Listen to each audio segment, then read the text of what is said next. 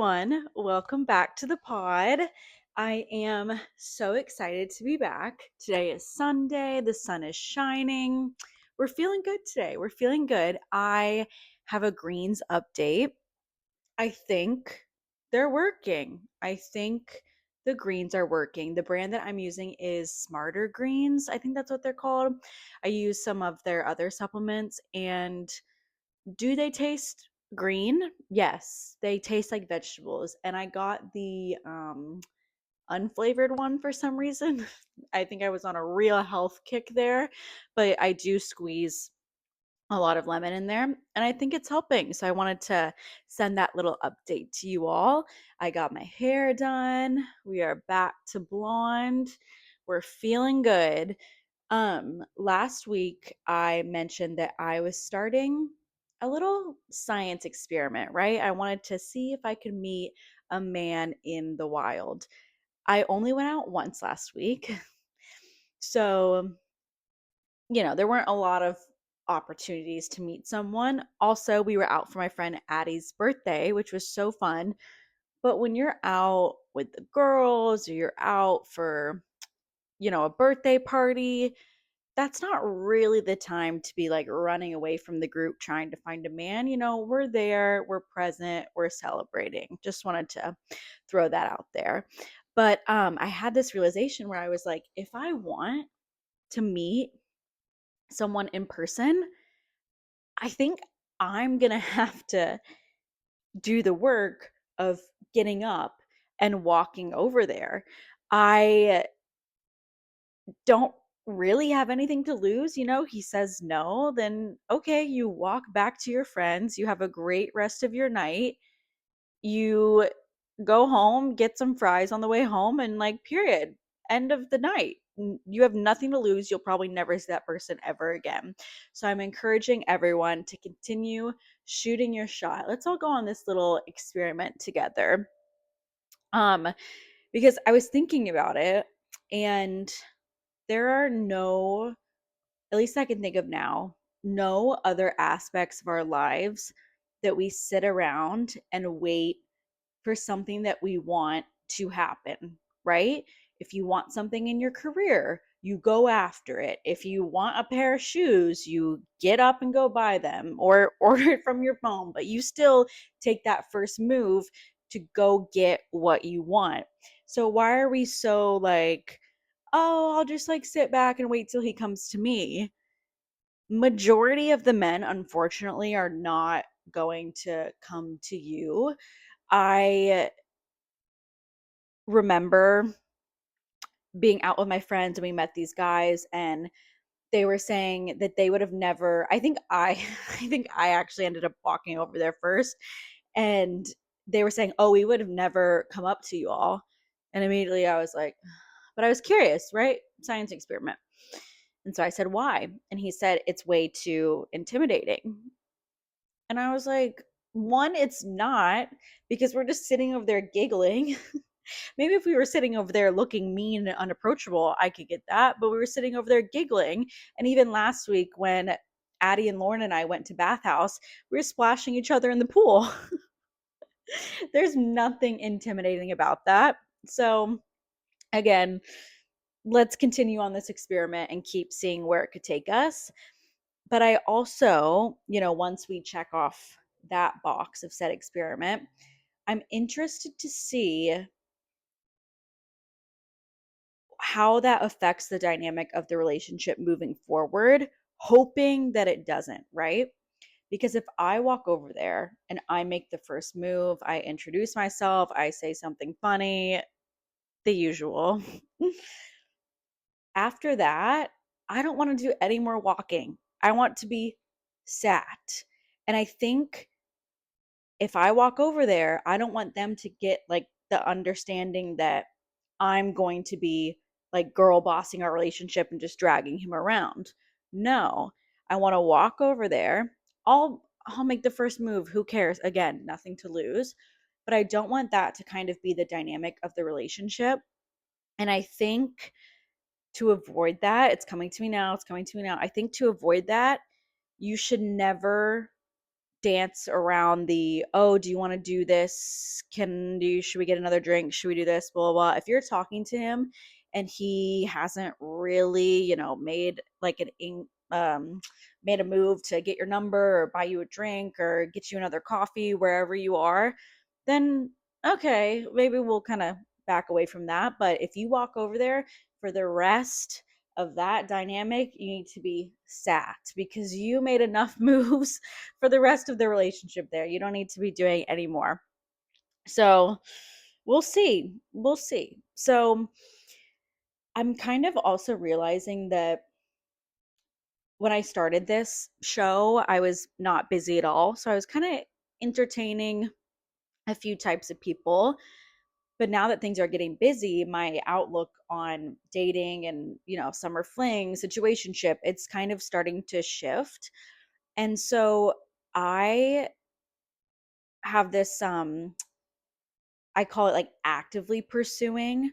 So if am talking to a man and I feel like he's not actively trying to, not too much, but actively trying to see me, ask me how my day was, help me in any sort of situation that I need, he's not being very responsive, then I'm like, okay, cool. Like I got the hint. I think it's more common for men to kind of have like a circle of girls that they just kind of dabble with and see who's around that month versus we want to be more one-on-one with someone.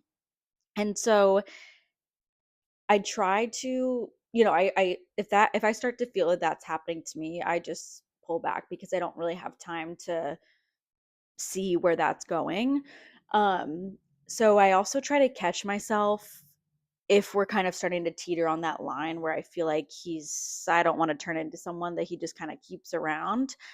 I really try to catch myself not justifying any of their behavior because it's very easy to be like, oh, he responded 2 days later. Well, work was just so busy and he was with his family and then he had to travel and yada, yada, yada. No, it takes me 2 seconds to send a text. It can take him 2 seconds to send a text as well. So keep thinking about that, right? If he's not actively trying to see you and get to know you, we don't need to be wasting our time with people that, unless that's what you want. If you want a fun summer fling, do it. But if you're looking for something serious, they can just let them go, let them fly away.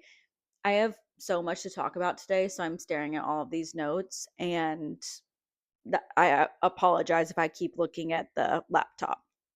Um, so yeah, let his actions, etc. He's telling you who he is through that, right? And so then you can decide and make your decision from there if that's someone that you actually want to spend your time with. I honestly think that this is why people should date around a lot because you only know what you know, right? So if your only experience is with guys that are kind of then you're like, yep, that's just how it is. That's just dating. But like I said in another episode, like you just need to get one good one, and that will influence all of your decisions from there on out.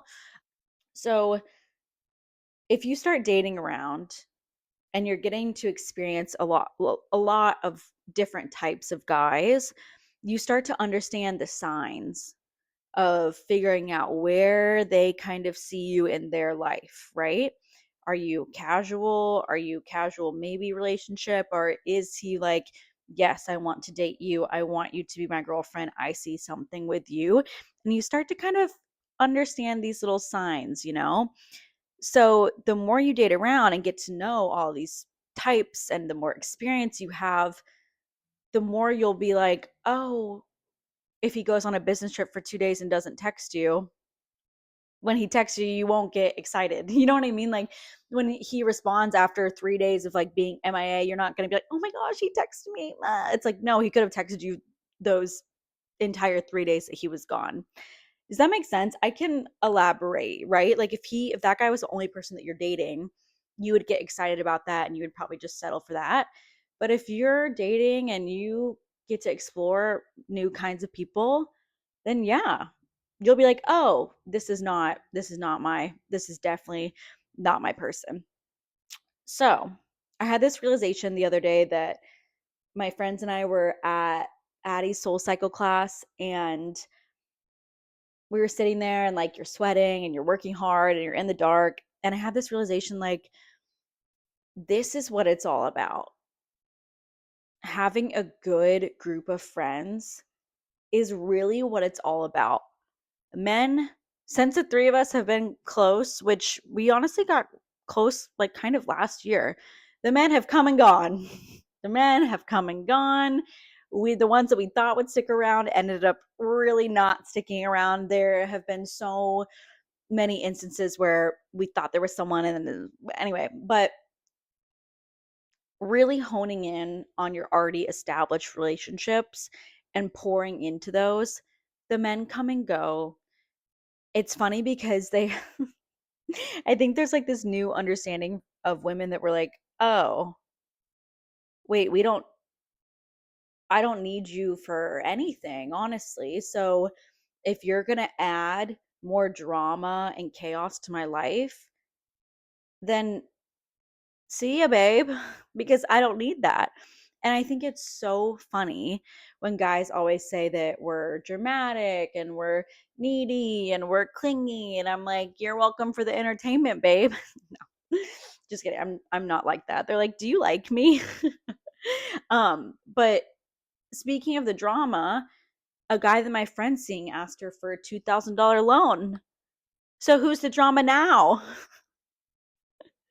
Who's the drama now? Okay. Luckily, she did not send him the money. Okay. I don't even think I need to do a whole PSA on that, but no sending men money.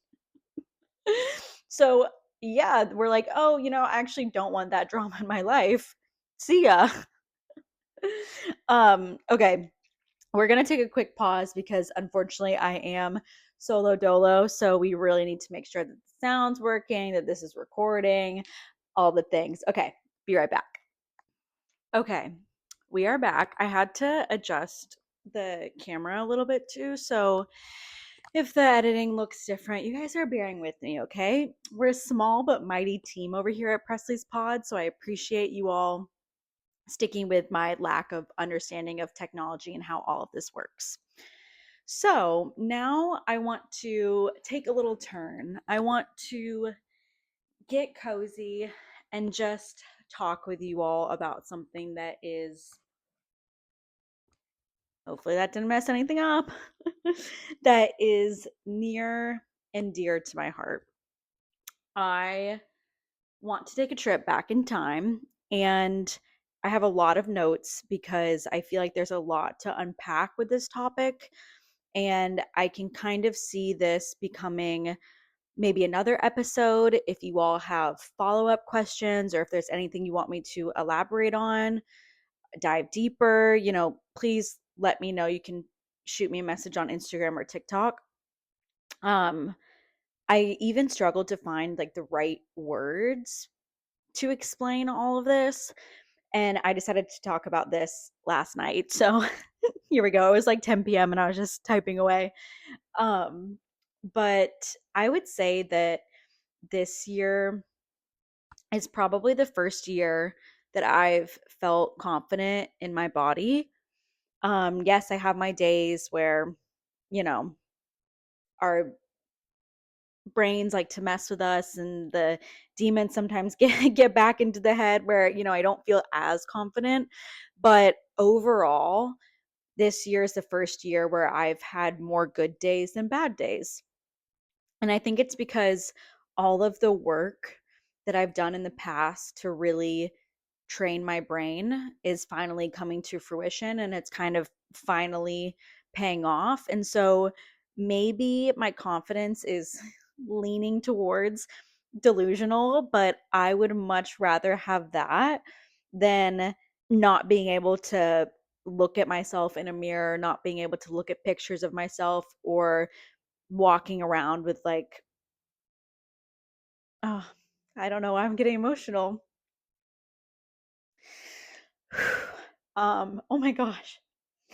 Or like walking around with my head not held high and not, you know, um, wow, I was not expecting that to happen and not feeling confident in my skin. Yeah, might as well lean into the delusion. If we can avoid that, if we can avoid that, then yeah, lean into the delusion fully.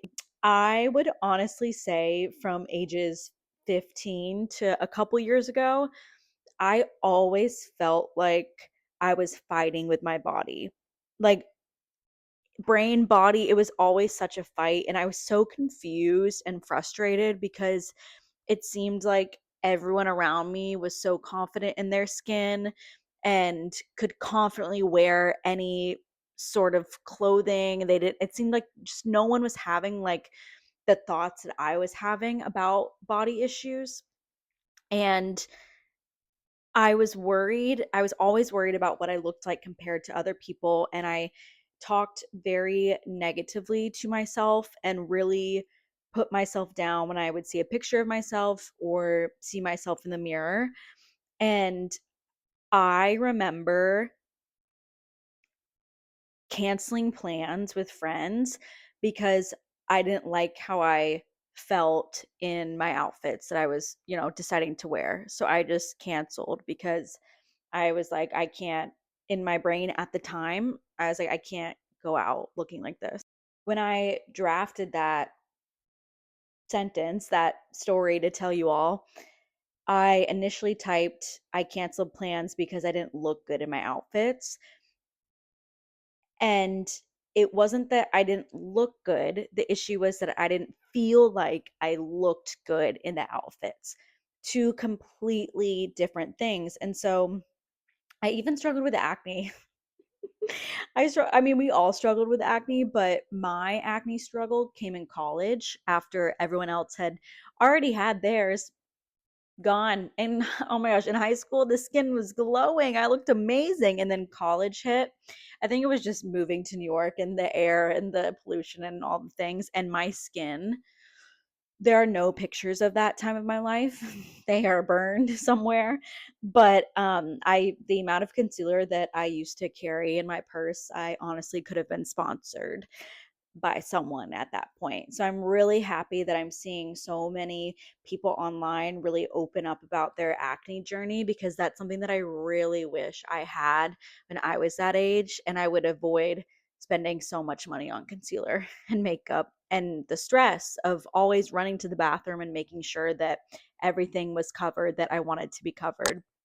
So a couple years ago, I knew something needed to change because, and this is what I was struggling last night to articulate.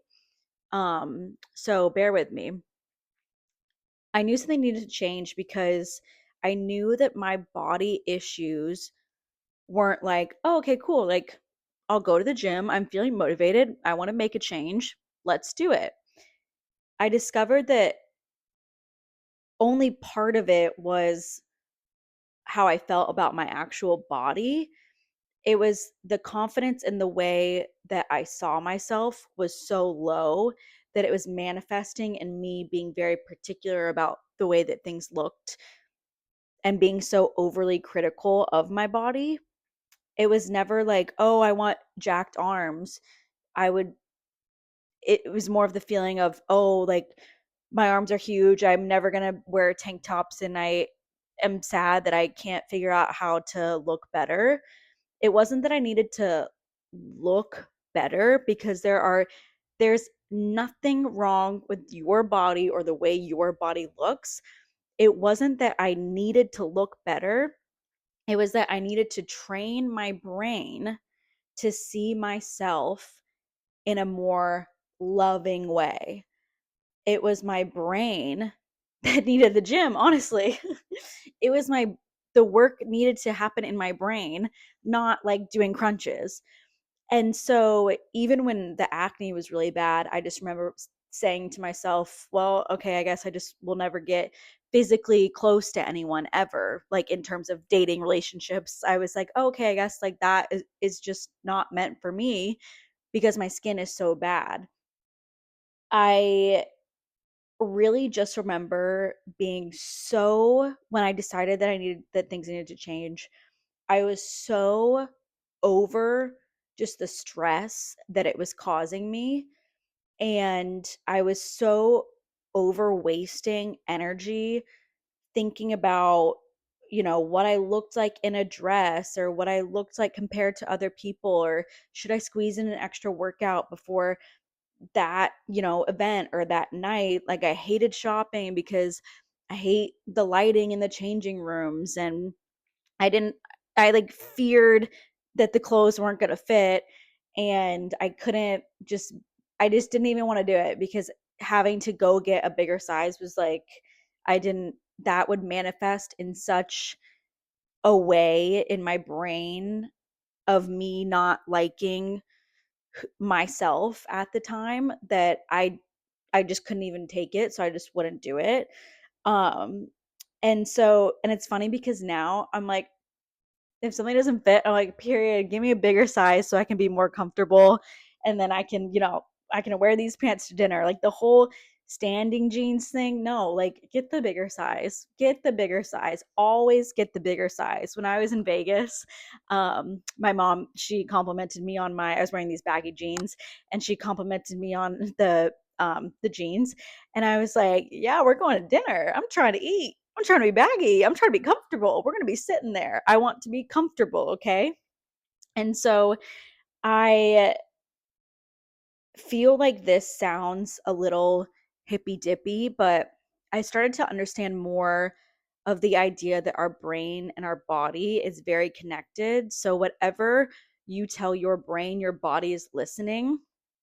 I kind of want to do some more research on this. So, I can, but people say that we hold like fear and stress in certain parts of our body. And it always felt, at that time in my life, it felt like I was operating as two different people almost. My body and my brain were not on the same wavelength. And so now, my goal is to always figure out how to get back centered and like back home. It sounds so cheesy, but back home, your body is the only vessel that you have. And when you think about it like that, it kind of inspires me to treat it better. Just to treat it better sometimes. Yeah, that's so funny to think about. Like, your body is all you have. So you need to approach it from a place of love and freedom, because think about how that could change the way that you operate in your day-to-day life, versus being so, if you're being so negative at yourself and your body, is that kind of like expanding into your world without you even realizing it. Like, if you're being positive and loving towards your body, you'll probably also be positive and loving towards other people or other situations, or maybe have a clear, more mental focus of just a clear mind, because it won't be so clouded with all these other negative thoughts about yourself. Hmm, maybe I am a scientist after all. Maybe I am. So let's talk about what I did to help my confidence. I implemented small habits over the past couple of years. And like I said in the beginning of this, I feel like they're finally coming to fruition, right? Um, for me, it took deciding to change and doing my own research and figuring out what works for me. But if you feel like that, therapy is a better option for you, I have so many friends in therapy and they love it so much. So I just want to like put that out there. I'm not, a licensed mental health professional, and none of these things are that like groundbreaking, but I'm just sharing what worked for me. And I hope that maybe you can take all of it, take some of it, take one thing, and that it could help you as well. I truly think that when you wake up in the morning, whatever you do right away really like sets yourself up and sets your brain up for how that day is going to go. Think about it, because you're sleeping, you're dozing away, your brain is off to wherever we go. And then we wake up in the morning, and right away you can decide how you want to feel about yourself that day. So You do not need to check your phone when you wake up. If you check your phone, I think I said this in the social media episode. If you check your phone when you wake up, the first thing that you're doing is checking to see what other people are up to, subconsciously comparing yourself to other people, or you're checking in on your stressors for the day, right? Like reading the news, checking the bank account. We don't need to start the day with that. We need to start the day connecting with ourselves, connecting brain and body as one, right? So I meditate for 5 minutes every day. Some days I'm like going through podcast episodes in my brain, and some days I can really check out and focus on my breath and focus on connecting to myself. But it's just 5 minutes of clearing the brain, sitting down, focusing on your breath, and connecting with your body. All right, these are the 5 things that I do every morning. Are you ready? Notebooks out, kids, okay? First, I write down, I have a journal. I write down 5 things I'm grateful for right off the bat. Sometimes it's something deep, sometimes it's literally the coffee that's sitting in front of me, but it sets me up in a positive headspace and boom, done. There we go. I write down next, number 2, 5 mini goals for the day that I know I will accomplish. So when I get home that night, I can say, yep, that was a successful day. Sometimes it's work stuff, sometimes it's take out the trash, do the laundry, blow dry your hair, have fun with your friends. That was 4. Get home at a reasonable hour. There you go. That was 5. So it doesn't have to be like, oh, what do I want to accomplish today so I can move forward in my career, yada, yada, yada. It just needs to be something quick so that you feel subconsciously proud of yourself when you get home. 3, intention for the day. 1 sentence. Today, my intention is to be more present. Today, my intention is to focus on myself. Today, my intention is to be that girl. Whatever you need for that day, you write that out. 4, you're going to write down 3 affirmations. I am blank, I am blank, I am blank. For example, I am that girl. I deserve to be successful. I am on the right path. Done. 5, I journal on the next page. So just free writing, start with a paragraph, and literally after a couple months of it, you will be filling up an entire page. And I promise you, these things will help. Try it. I think they say it takes 28 days to make a habit. Try it for a month. And if you hate it, I guarantee you something else in that time will come up of like, oh, the gratitude really works for me. So maybe I'll just write down 10 things I'm grateful for and then go on with my day, right? So it doesn't have to be that, but I just wanted to share and pass it along, like I said, at the beginning.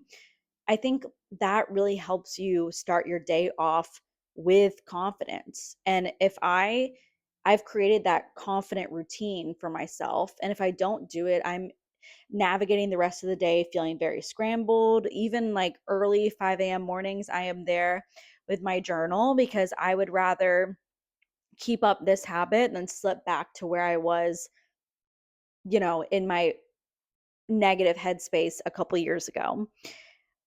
I have also discovered that you really have to be your biggest cheerleader. You have to be your biggest cheerleader.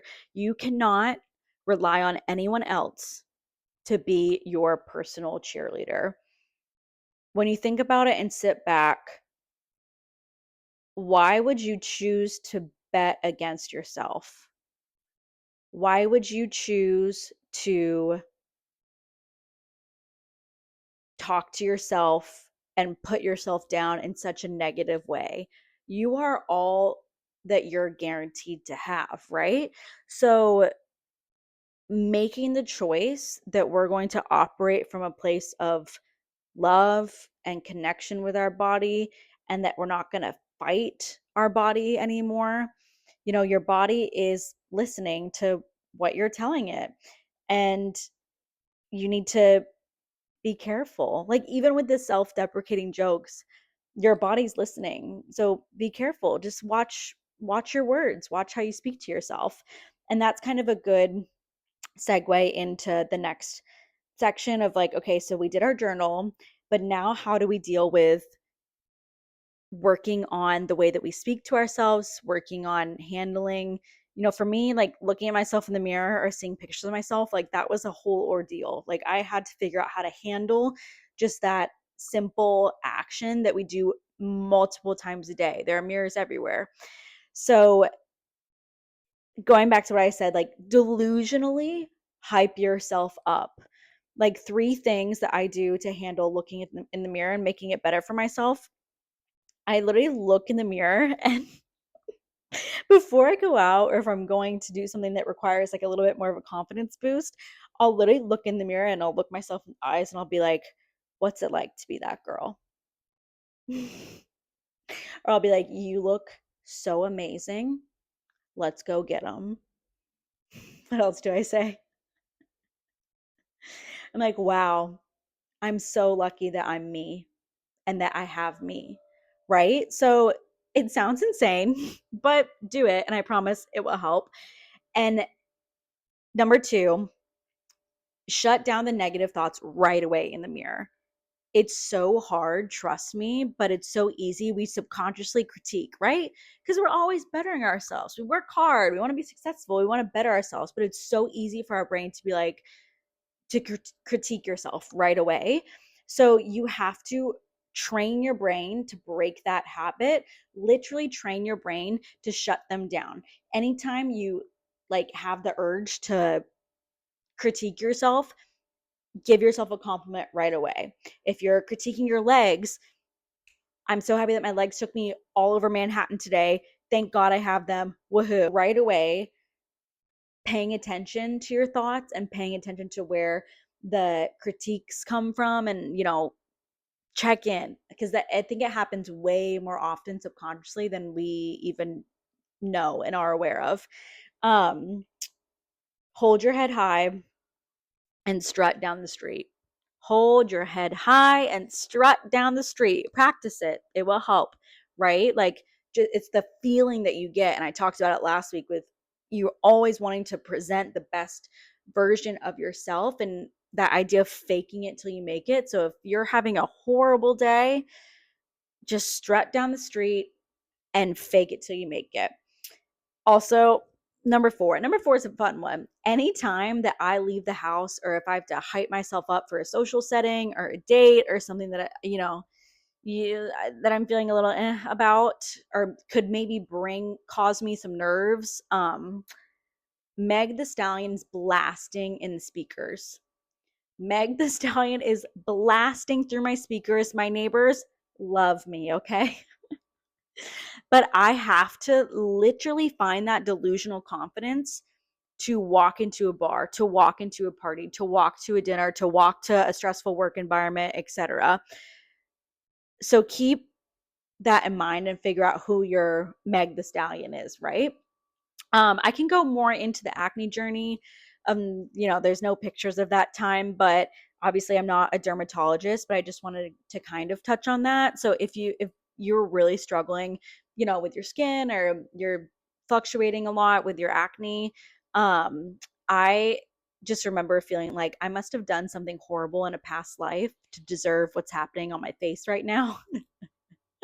I was like, I hope that it was something really crazy, okay? So just a few things that helped me with my acne journey, or maybe just a way to kind of like rewire your brain to think about it. One, I cut out dairy. Just cut it out and see what happens. 30 days, cut it out. Luckily, there's so many alternatives out nowadays. You can, and to me, it tastes the same. So cut it out. 30 days, cut it out. Um, I decided to spend my money on professionals, on dermatologists, on estheticians versus buying random serums online and getting a new one every other week because it promises to clear your skin. Like, no, come on. Spend your money on going to the doctor, on getting professionals to help you with your skin and keep everything else super basic. Um, clean your makeup brushes. I need to do that today.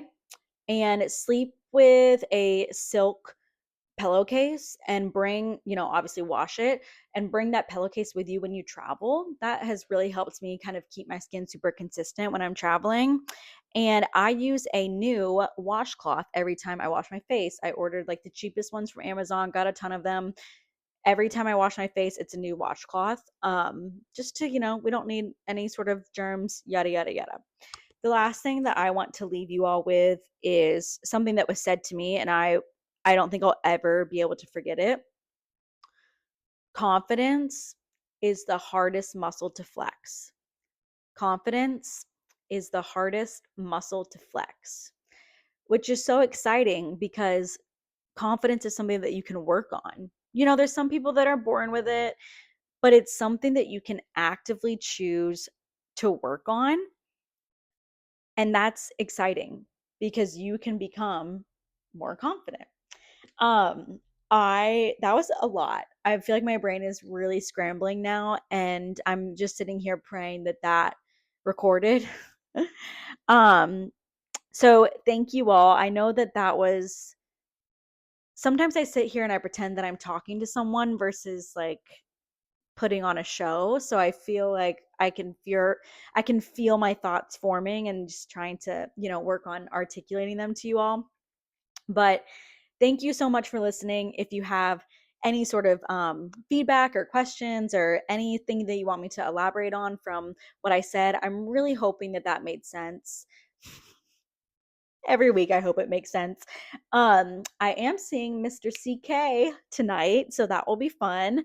I have a time, but I don't have a place yet because men will just never understand, unfortunately. He sent me 3 options for what we could do, and I said either 1 or 2, and he said sounds good. He said sounds good, and I'm like, it's fine. Men will never understand. It's fine. Well, maybe it's not fine. We'll see. Whatever. But next week is my birthday, so we're gonna have a little birthday episode. Feeling good.